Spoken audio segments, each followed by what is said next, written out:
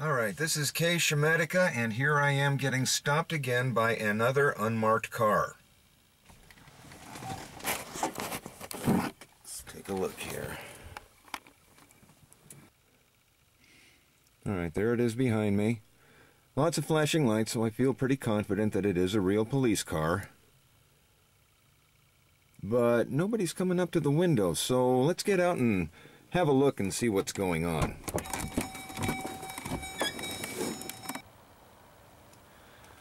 How about this? It's not a cop car at all. It's my very own piece of crap Hyundai. With some pretty fancy lights hanging in the window here. Let's have a look at those. Alright, here's one of the lights you just saw. Bought this online for about $30. It's got these handy straps for strapping it to your visor. Put one of these on each visor, and you're just as marked as any other unmarked cop.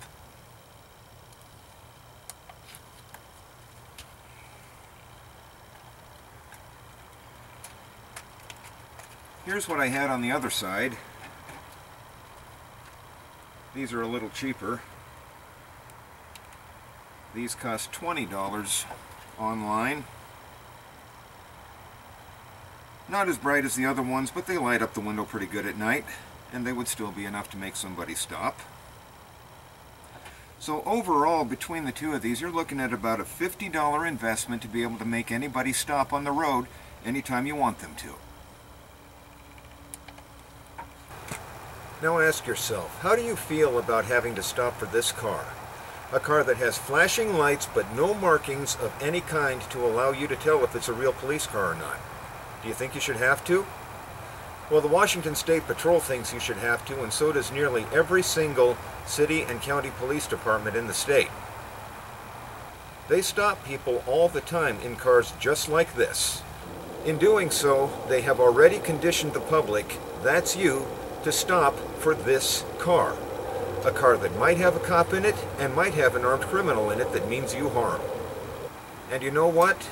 They are breaking the law to do it. That's right, the law actually does require that police cars used for non-undercover purposes, such as traffic stops, be marked. City and county cars are required to have lettering or a logo on the sides. Washington State Patrol cars are required to have an official plate and an identifying sticker in the lower left-hand corner of the rear window, but under current law they can otherwise be unmarked. But despite these marking requirements, we see completely unidentifiable cars stopping people on highways everywhere we go. It makes you wonder, do the people we pay to enforce the law actually care the least little bit about what the law says? Please tell us that if you're not sure it's a real cop who's stopping you, you can always ask them for identification, and you can ask them to call a supervisor to the scene. That'll work out great if it's a real cop. If it's not a real cop, here's how it goes down in the real world. Officer, can I see some ID or talk to a supervisor? This is the only ID you need. Come on, sweetie, get out of the car. What's gonna happen to me? Whatever I want to happen. One of the most frequent comments I get is that if you're being stopped and you feel like something's wrong, you can call 911 to verify if it's a real police car and drive to a safe place. Here's the problem with that. Nobody makes that call. We see police stopping people in cars just like this every single day, sometimes even in plain clothes. There's nothing to look for, no way to tell the difference. When you're being stopped by an impersonator, there's no tip-off. Nothing to give you a reason to want to call 911. You'll just stop. And by the time you know something is wrong, the impersonator will be standing at your window and you'll be looking at a gun.